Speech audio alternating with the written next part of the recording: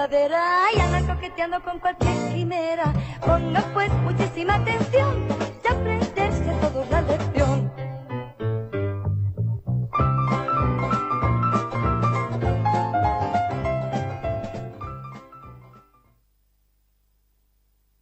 Bien, pues estamos ya en el tiempo del estudio de la escuela sabática, en el estudio de la palabra, y esta semana vamos a tratar un tema interesante. Es una pregunta que hace Dios en Isaías 5. ¿Qué más pude hacer? La verdad es que hoy en día la gente se plantea, si ocurren tantas cosas malas, ¿dónde está Dios? Y hemos ido viendo en el conflicto cósmico que a veces tenemos respuesta para algunas cosas, pero hay preguntas que no tienen respuestas. Pero cuando uno mira la cruz y mira a Jesús, surge esta pregunta que Dios hizo en Isaías. ¿Qué más pude hacer? ¿Qué más ha podido hacer el cielo que venir Dios en persona aquí a morir por ti y por mí? Esta es el tema que vamos a tratar hoy. Vamos a ver qué es lo que Jesús ha hecho por nosotros, por qué no ha actuado antes, y vamos a ver cómo Él nos previnió pues quizá de todas estas preguntas que surgen. Pero antes, ponemos la escuela sabática like y nos centramos en el tema. En el siglo XIX, en Inglaterra, un joven llamado George Mueller le dijo a su padre que quería ser misionero. Su padre reaccionó cortándole el financiamiento para su matrícula universitaria. Mueller se arrodilló y le pidió a Dios que lo apoyara. Una hora después, un profesor llamó a su puerta y le ofreció un trabajo remunerado como tutor. A partir de ahí, Mueller entendió que si se dedicaba a servir a Dios, Dios se encargaría de sus necesidades.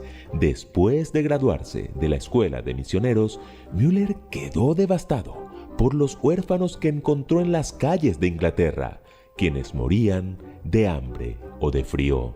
Aunque solo tenía 2 chelines en el bolsillo, Mueller sintió que Dios lo llamaba a abrir un orfanato. Y a lo largo de los años, Inglaterra fue testigo de cómo Dios proveía edificios, muebles, alimento, ropa y dinero.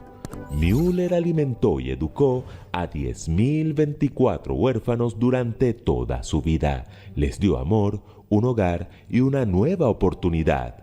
Cuando tenían edad suficiente para ser independientes, Mueller oraba con ellos, colocando una Biblia en su mano derecha y dinero en la izquierda. Les explicaba que si se aferraban a lo que tenían en la derecha, Dios siempre se aseguraría de que hubiera algo en la izquierda. Lindo, ¿cierto? Pero, ¿saben? No todos valoraron lo que Mueller hizo por ellos. Algunos, al crecer, se alejaron, rechazaron su enseñanza y terminaron en malos caminos.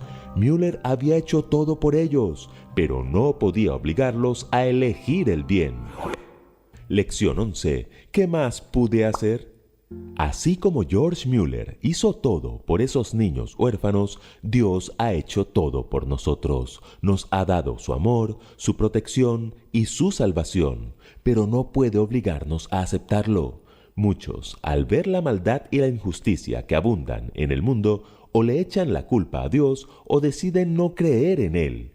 Pero en la Biblia, Dios hace todo lo posible para que entendamos que no hay nada que Él no haya hecho para salvarnos. Por eso la pregunta de esta semana es: ¿de qué manera demuestra la Biblia que Dios ha hecho todo por nosotros? En primer lugar, las obras de Cristo destruyen las del diablo. ¿Qué les gusta más, los grafitis o los murales? Los grafitis a veces son agresivos. Los murales suelen ser más bonitos. Muy bien. Imaginen que en una ciudad aparece un grafitero rebelde que empieza a llenar las paredes con insultos, mensajes de odio y mentiras. Día tras día, la ciudad amanece con más paredes manchadas y la gente empieza a creer en esas mentiras. Pero un día llega un artista que comienza a cubrir esos grafitis con hermosos murales llenos de luz, esperanza y verdad. Poco a poco, la ciudad cambia y lo que antes era caos se convierte en un arte que inspira y transforma. Bueno, Algo así fue lo que hizo Jesús. La Biblia dice que el Hijo de Dios fue enviado precisamente para destruir las obras del diablo. Cristo vino a limpiar el desastre que Satanás había causado. ¿Y cuáles eran esas obras del diablo?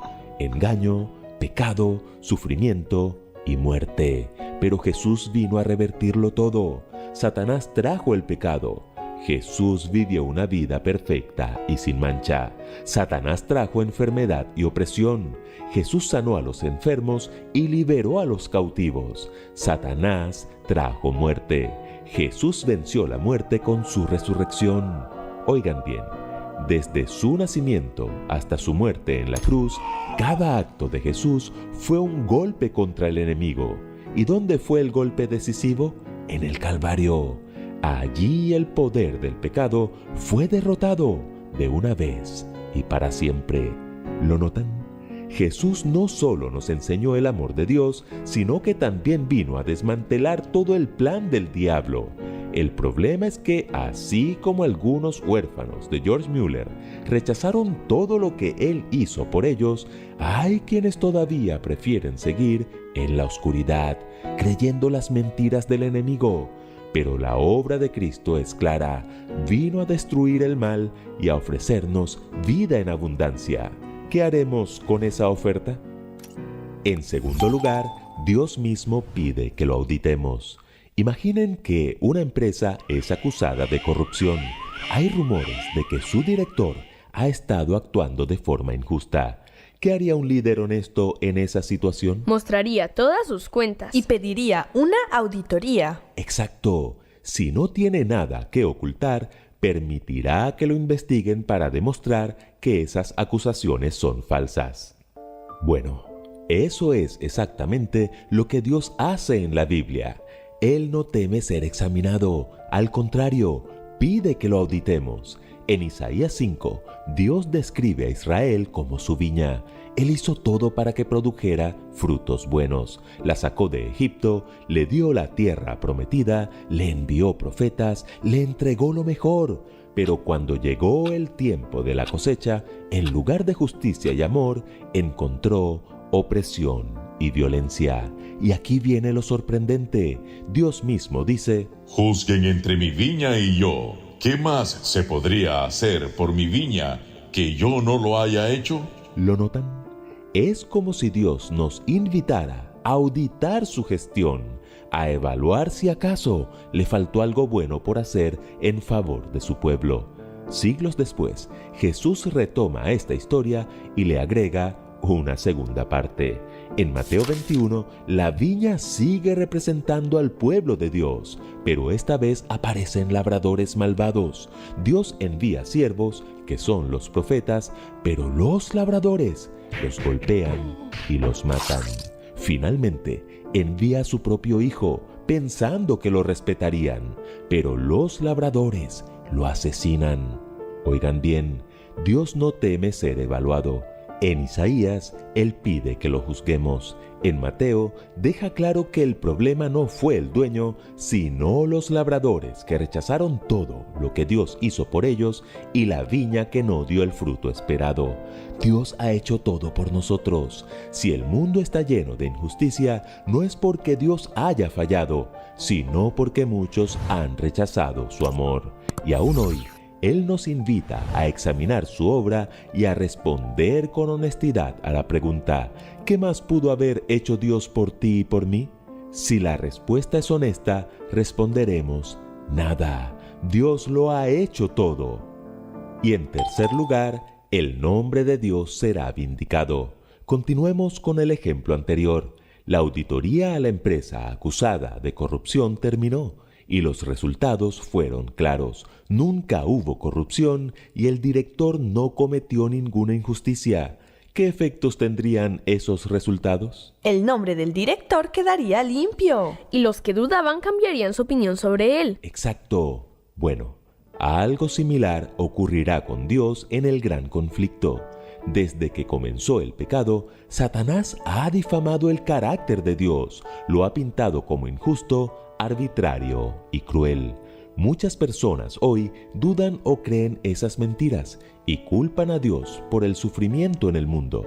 Pero la Biblia nos asegura que llegará el día en que toda la creación verá la verdad y reconocerá que Dios ha sido justo en todo momento.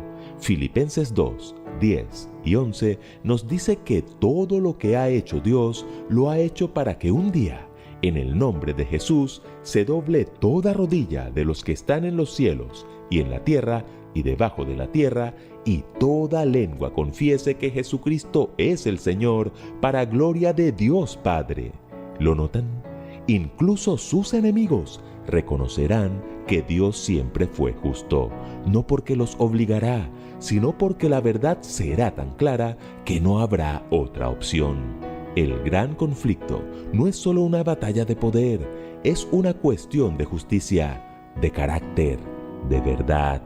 Y Dios, con paciencia y amor, ha permitido que el universo entero vea la diferencia entre su gobierno de amor y el engaño de Satanás.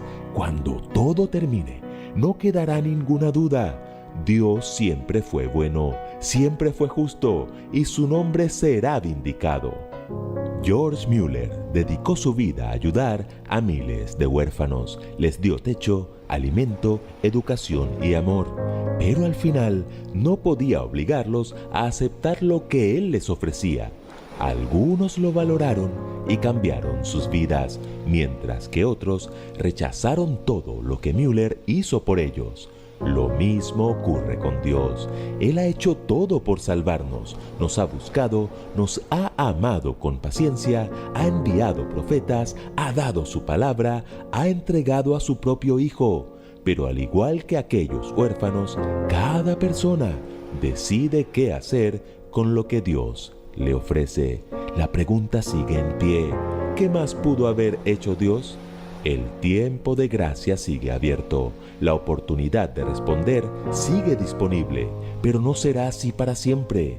Un día, cuando todo haya terminado, los redimidos de todas las naciones se pondrán de pie y con arpas en sus manos entonarán el himno de Moisés y del Cordero. Grandes y maravillosas son tus obras, Señor, Dios Todopoderoso. Justos y verdaderos son tus caminos, Rey de las naciones. ¿Serás parte de ese coro? La decisión es hoy. Bueno, pues estamos ya para entrar y disfrutar de esta escuela sabática. No sé, hay compañeros, si os ha pasado como a mí, pero esta semana ha sido de estas escuelas que te tocan. He sentido un Dios tan tierno, con esa expresión de ¿qué más pude hacer? Un Dios tan cercano, un Dios que dice, mira, he hecho todo lo posible, pero no voy a violar tu libertad, pero no ha quedado por mi parte. Le he visto tan cercano, tan tierno, que a veces me han dado hasta ganas de llorar. Sí, de qué pena que un Dios todopoderoso, por amor a mí, se limite, con lo necio que yo soy, ¿verdad? Y que tenga que decir, no puedo hacer más por ti, más que confiar en que tengas la sensatez suficiente. Y se expone a ser investigado. Sí, se expone a que miremos, ¿no?, si realmente las acusaciones de aquel enemigo son ciertas o no lo son. Que a mí estas cosas de Dios me impresionan. Es igual que cuando el texto este que dice, ven y estemos a cuentas, ¿no? Uh-huh. Acaba de decir en el texto bíblico que soy malo, que el pueblo de Israel estaba perdido, y dice, venga, vamos a hacer cuentas. Aunque todo sea oscuro y negro y rojo. ¿Qué cuentas vamos a hacer? Dice Dios, venga, vamos a hacer cuentas. Si tus pecados fueran como la grana, te los voy a dejar blancos. Sí. Eso es, yo antes hablaba de las matemáticas de Dios. Estas son las matemáticas de Dios. Las cuentas son que para Dios siempre salimos ganando nosotros. Tiene tantos que darnos, no es como el tendero, ¿verdad? Cuando todos vamos al tendero de ahí de la casa. Yo me acuerdo cuando era niño, yo venía del colegio y compraba chucherías, el pan o lo que sea, y le decía, apúntalo en la cuenta de mi madre, ¿verdad? Y una vez a la semana bajaba mi madre, vamos a hacer cuentas, y sacaba todo lo que me des porque te lo he dado. Las matemáticas de Dios no son así. Dios dice, vamos a hacer a cuenta. Todo esto me debes, no te preocupes, te voy a dar más. Lo único que quiero es estar contigo. No sé, compañeros, ¿qué os ha parecido a vosotros? Antes de entrar a desmenuzar la escuela sabática, ¿qué os pareció la escuela sabática? A mí el título ya es muy sugerente. ¿Qué más podía haber hecho Dios? Es que después de haber enviado una y otra vez profetas, se ve la inquina humana, se ve ese corazón que es perverso, siempre queriendo ir por nuestro propio camino, con las consecuencias que eso trae. Y bueno, es que se contrapone esa justicia divina y ese amor a esa violencia y esa opresión que había hecho el pueblo. Entonces, está claro, es que Dios ha hecho todo lo posible. Y de hecho, por eso Satanás pierde todos los afectos de los seres celestiales en el momento de la crucifixión. Pero aún quedan dudas que son las que se están resolviendo ahora, ¿no? Pero ya en el cielo no queda ninguna duda, porque al matar al inocente Hijo de Dios, pues fue expulsado, pero aquí queda todavía un dolor que sufrir hasta que se aclare todo, ¿verdad, Esther? Eso una. Y otra, yo a la hora de acercarme a la lección partía de una extraordinaria incomodidad, porque a mí siempre me ha resultado tremendamente incómodo esto de cuestionar a Dios, ¿sabes? O esto de probar a Dios, o esto, bueno, no sé, eso que a veces me parece un poco atrevido de los seres humanos, ¿no? De ponernos a pedirle cuentas nada más que al creador y al diseñador del universo. A mí esto me produce incomodidad, me resulta tremendamente incómodo. Entonces, claro, yo empezaba la lección sintiéndome cada vez más pequeña, ¿no? En el sentido de decir, pero ¿qué hace Dios respondiéndome? ¿Qué más pude hacer? ¿Pero quién soy yo? ¿Sabes? Para preguntarle. Pero al mismo tiempo, es verdad que tengo derecho a preguntarle, porque, claro, ocurren tantas cosas que se escapan a mi control y ocurren tantas cosas que se escapan a lo que yo pueda conocer, que al mismo tiempo Dios, evidentemente, me da libertad de hacer preguntas.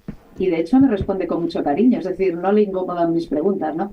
Entonces, parto, ¿sabes?, de una cierta sensación de incomodidad al principio, y luego me di cuenta de que tampoco hay algún problema en decirle, oye Dios, ¿y esto cómo va? Oye, ¿o esto cómo funciona? Oye, ¿por qué pasan estas cosas si no lo arreglas a lo mejor de otra manera? No sé, a la manera humana y tal. Entonces, claro, ¿sabes?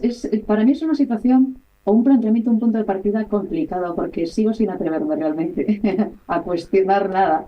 Y yo lo único que espero son respuestas, ¿no? Y con esas respuestas vas aprendiendo. Fíjate que eso habla en gran parte de la importancia que nosotros tenemos para Dios.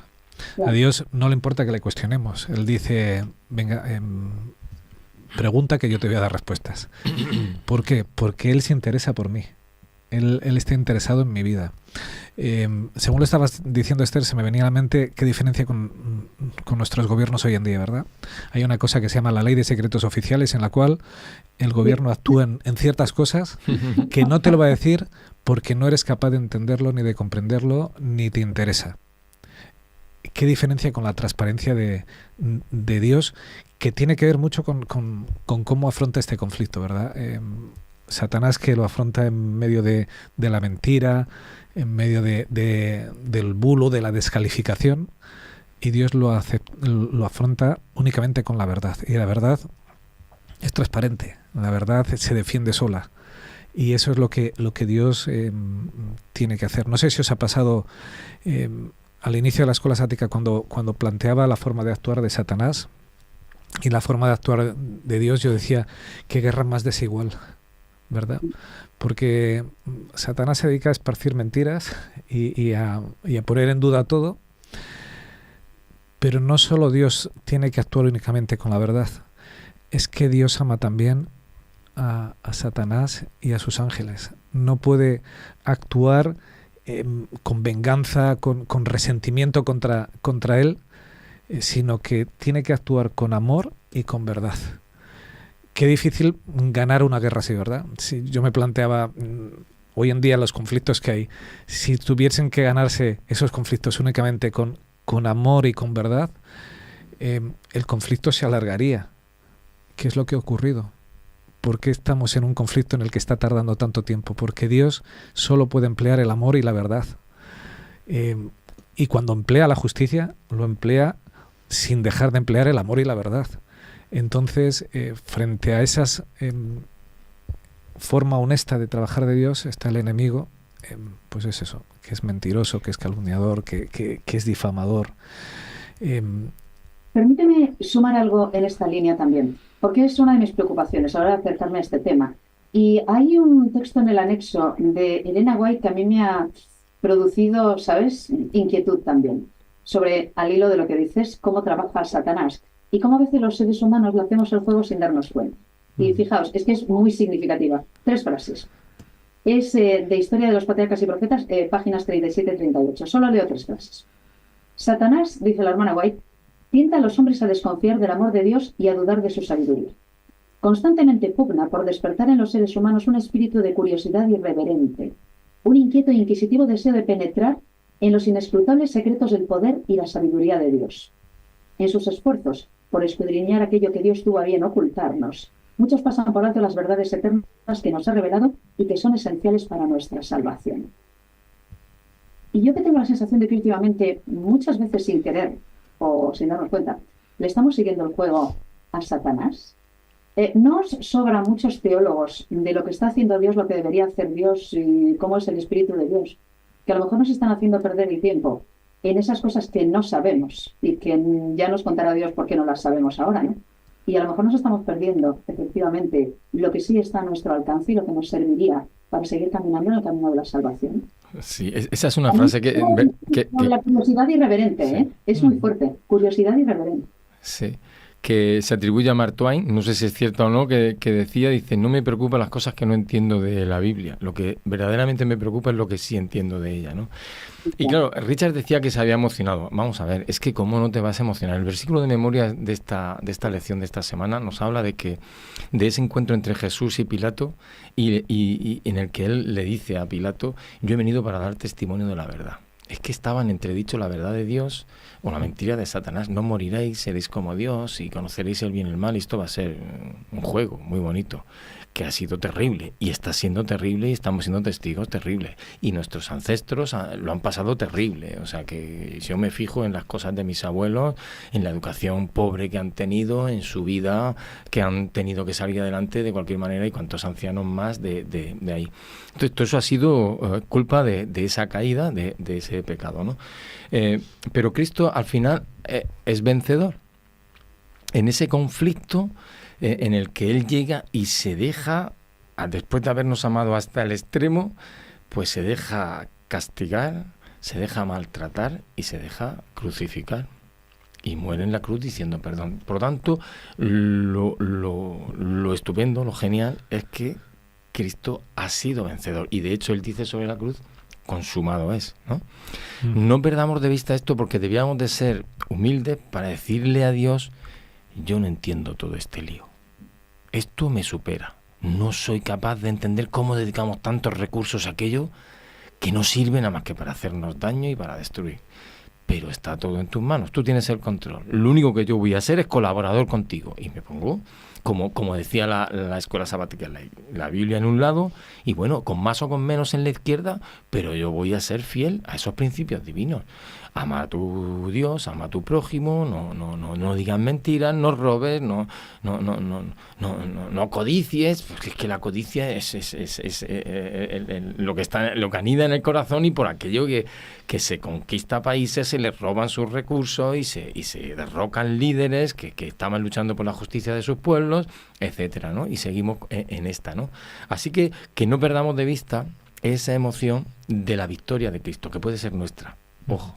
Fíjate Eso es. que hablabas de esa entrevista de Jesús con Pilato, cuando él dice que ha venido a traer la verdad, que para eso vino a este mundo.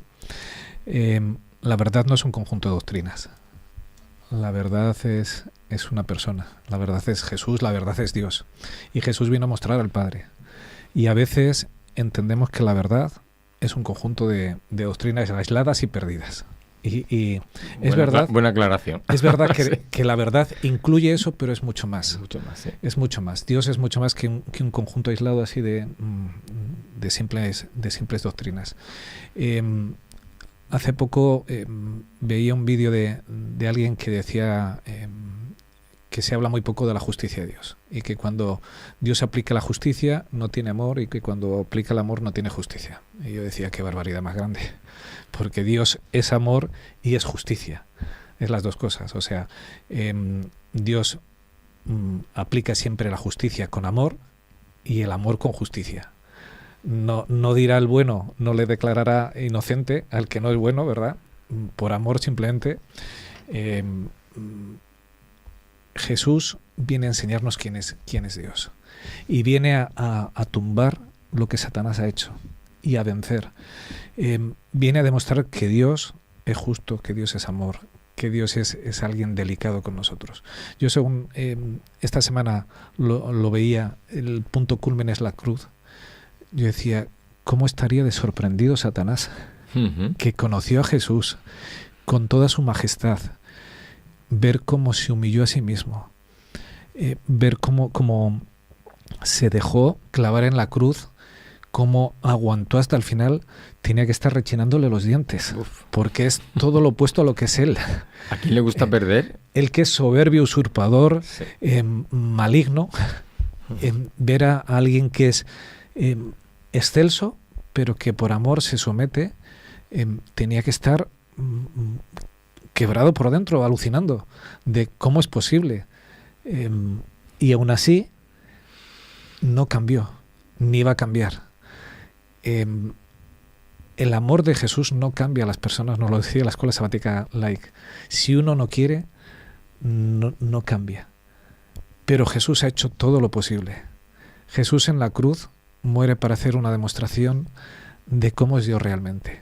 Y una demostración al universo entero, a todas las personas, no solo de la tierra, sino de todo el universo, a los ángeles caídos, a todo el mundo.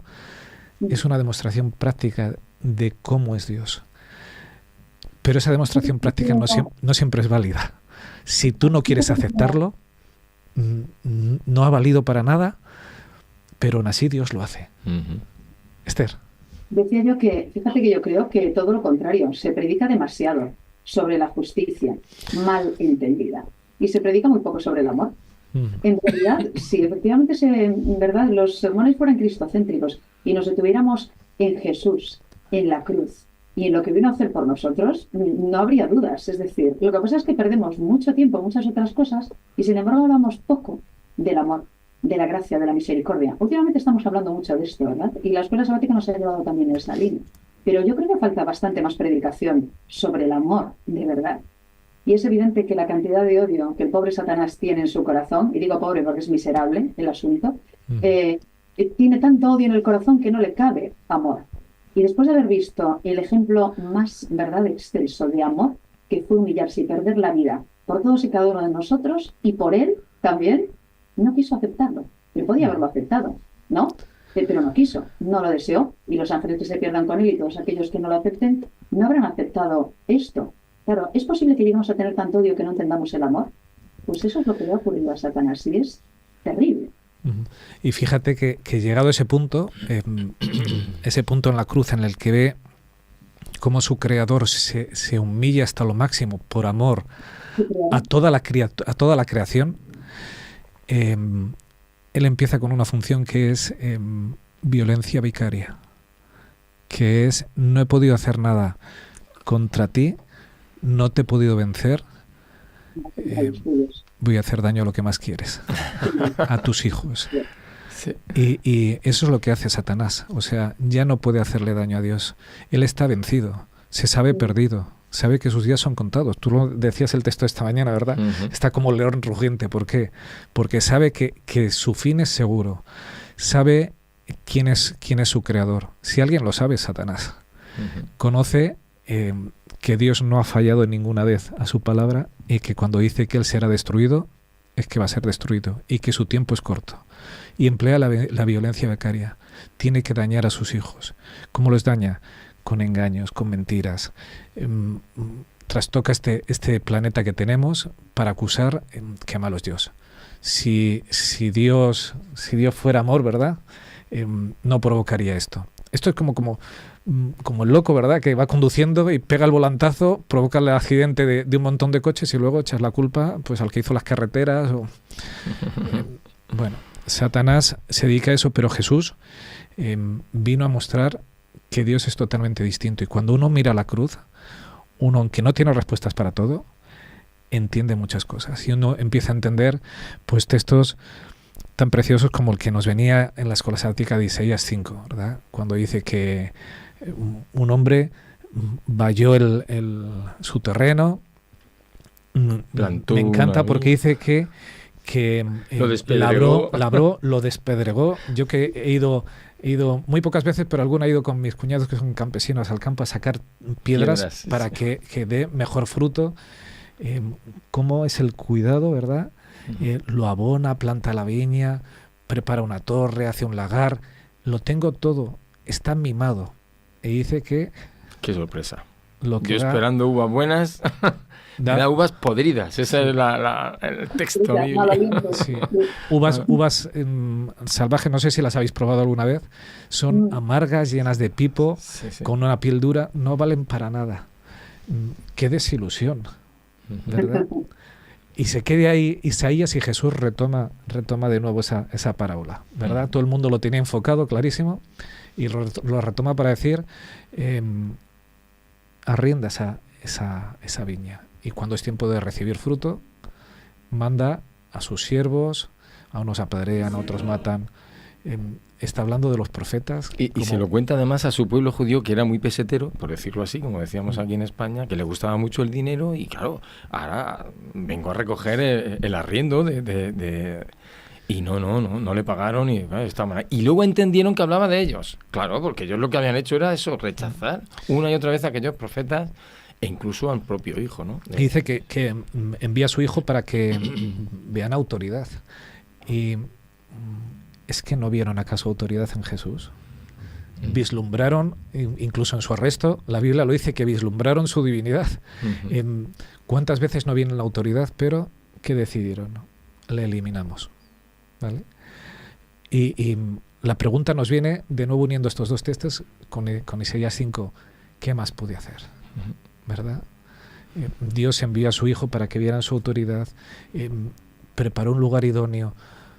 ¿Qué más puede hacer? ¿Qué más puede hacer Dios por ti que no haya hecho ya? Dice 1 Juan 3:8, dice que vino Jesús para destruir por medio de la muerte al que tenía el imperio de la muerte, ¿no? Continúa la lección diciendo que sin embargo la derrota total del dominio del enemigo ocurre en dos etapas. Primero, Cristo refuta las calumnias de Satanás mediante la obra de la cruz. Y luego, más tarde, Satanás y su reino serán destruidos, ¿no? Así que esta es la espera, esta es la tensión de la espera en la que estamos nosotros, y en la que nos animamos unos a otros, nos perdonamos mientras tanto unos a otros, nos reconciliamos y nos servimos, como hablábamos esta mañana, ¿no? Es importante, lo decíamos antes, ¿no? Que nos quedemos con ese mensaje de esperanza.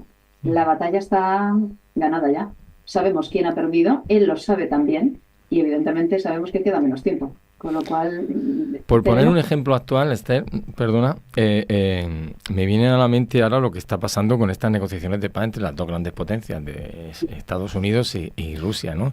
Y han sido los líderes europeos como Angela Merkel o François Hollande que dijeron que los acuerdos de Minsk, que no los firmaron, pero no los iban a respetar, y ese tiempo sirvió para rearmarse, para luego volver a atacar, que sabemos, bueno, por lo menos yo como sigo la información, pues, se atacan más objetivos civiles por parte de Ucrania que militares, ¿no?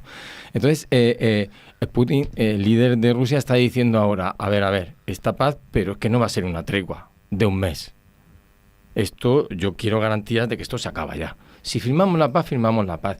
Entonces, por traerlo a colación al terreno espiritual, es que el enemigo es pertinaz, solo quiere atacar y quiere un tiempo de tregua para poder seguir atacando. Y nosotros tenemos que sabernos que somos a veces objeto de ataque, que tenemos un enemigo que va a por nosotros. Entonces, nosotros debemos de hacer como el rey David dice: tú eres mi castillo, mi refugio, mi alta torre, mi escudo, que sabemos que el enemigo es mucho más fuerte que nosotros, ¿no? Y sabemos que aunque parezca que hay una tregua, él va a volver al ataque en cuanto te descuides, en cuanto andes por un camino errado, equivocado, como en ese caso que se veía en la imagen claramente, ¿no? Que teniendo todo a tu favor para elegir bien, pues escoges el camino que te ocasiona destrucción. El enemigo es más fuerte que nosotros, sí, pero no más fuerte que nuestro Dios. No, esa es la clave. Que ahí es donde tenemos que aferrarnos. Sí. La guerra está prohibida por su parte. Ah, claro. Y el nombre de Dios será vindicado. Nos dice la escuela sática, y casi tenemos que ir terminando. va a ser vindicado y es vindicado en 3 etapas. Hay una primera etapa que está ocurriendo ahora mismo. Ante el universo entero se están juzgando a los que serán salvos, ¿vale? Y el universo está viendo como quien va a ser salvo lo es porque ha aceptado el sacrificio de Jesús. Y se cumple la justicia y el amor con esas personas. Cuando Jesús regrese, se lleva a los justos, ¿verdad? Y dice Apocalipsis que reinarán 1000 años y juzgarán, ¿vale? ¿Por qué? Porque en esa segunda etapa, los que resucitan y van al cielo, tienen que quedar claro que quienes no han resucitado es porque no han querido salvarse, ¿vale? Porque Dios lo ha hecho todo lo posible. Y entonces ellos pueden comprobar que quien se ha perdido es porque quiere perderse, que Dios hizo todo lo posible. Y el nombre de Dios queda vindicado para los salvos. Pero hay una parte que a mí me resulta de un extremo amor de Dios, que es justo antes de que Dios aplique la justicia y elimine a los perdidos, que les quite el aliento de vida, ellos verán su vida pasar. Verán todas las oportunidades. Y dice Filipenses que exclamarán: justos son tus juicios. El nombre de Dios quedará vindicado incluso por el enemigo. Toda rodilla se doblará y todos van a reconocer la justicia y el amor de Dios. Reconocer que uno es justo no significa querer aplicar esa justicia, ¿verdad? El faraón, ¿cuántas veces dijo en las plagas: Jehová es justo? Sí, ¿verdad? Sí. Pero luego es que reconocer que tú digas, reconocer que tú eres justo no significa que yo quiera vivir en tu justicia. Nos dicen que tenemos que terminar ya porque se ha hecho muy cortita. Se nos ha hecho cortito, pero simplemente nos quedamos con este pensamiento. Dios lo hizo todo. No puede hacer nada más. Lo único que está esperando es que tú le aceptes y que le entregues tu corazón. Y aceptándole y entregándole tu corazón, el Señor habrá hecho en ti la obra que vino aquí. Tu viña dará fruto, el Señor volverá a ser dueño de tu viña, de tu lagar, y estarás feliz en el reino de los cielos. Compañeros, tenemos que terminar esta escuela sabática. Se me ha hecho cortita, se me ha quedado ahí con lo que la he disfrutado. Pero Dios no podía hacer nada más. Ha hecho todo para que nosotros podamos obtener la salvación. Van a ser disipadas todas las dudas. Ahora la elección es nuestra. O confiamos en su amor, en su justicia, o nos vamos con ese enemigo que lo ha calumniado y que nos ha arrastrado a ese lodo de esos engaños que no llevan nada más que a la perdición. Pues damos ya paso al sermón y nos vemos enseguida en la zona mixta.